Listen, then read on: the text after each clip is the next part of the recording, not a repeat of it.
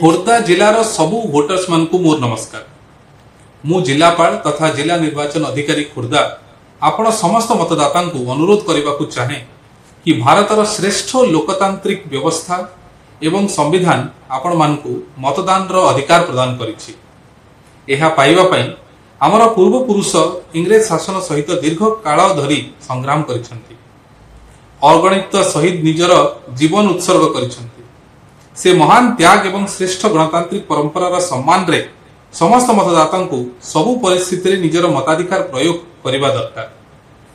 चलित 2024 साधारण निर्वाचन रे भोटर हेल्पलाइन ऐप जरिया रे इलेक्टोरल रोल रो निजर क्रमिक संख्या एवं भाग संख्या जानिबार सुजोग रही। खोर्धा जिलार मो बूथ ऐप जरिया रे निजर पोलिंग बूथ को रास्ता निर्णय करी हेबो एवं पोलिंग बूथ रे भीड़र स्थिति जानी परिबे। ग्रीष्म प्रवाह को दृष्टि रे रखी पोलिंग बूथ रे पानीय जल, शरबत, अपेक्षा गृह एवं शिशु मानक पई क्रेश रो व्यवस्था मध्य रही। भिन्नक्षम बंधु मानक पई रैंप एवं व्हील चेयर रो व्यवस्था मध्य रही।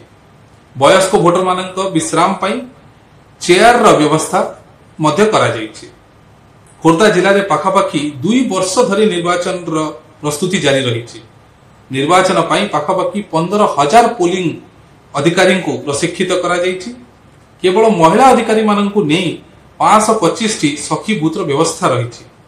भिन्नक्षम बंधु माननकु अधिकारी भाव में नहीं 8 टी बूथ मध्य प्रस्तुत करा जायछि एवं युव अधिकारी माननकु नहीं 40 टी यूथ बूथ मध्य प्रस्तुत करा जायछि।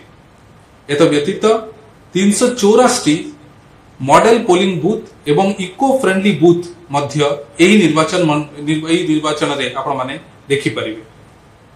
विगत निर्वाचन रे आम खोर्धा रे मात्र 46% मतदान होइथिला। मेनली भुवनेश्वर रो कॉन्स्टिट्युएंसीज रे आमे पोलिंग संख्या वोटर टर्नआउट संख्या बहुत कम देखिबा को मिलिछि। खोर्धार मतदाता माने कोन निजर और निज परिवार रो निज देशर भविष्य पई भोट दे परिबे नहीं। निजर परिवार पड़ोसी सांग साथी माननकु मतदान पई प्रेरणा दे परिबे नहीं। एथर आसंतु समस्त समस्त को सांगरे धरी जाति, धर्म, वर्ण इत्यादि बंधन रो ऊर्ध्व को जाई भय, लोभ किंबा चापर बशवर्ती न होई निज देश पई निजर संविधान रो सम्मान पई 25 मे रे निजर मतदान केंद्र को जाइकी निश्चय मतदान प्रयोग करिबा।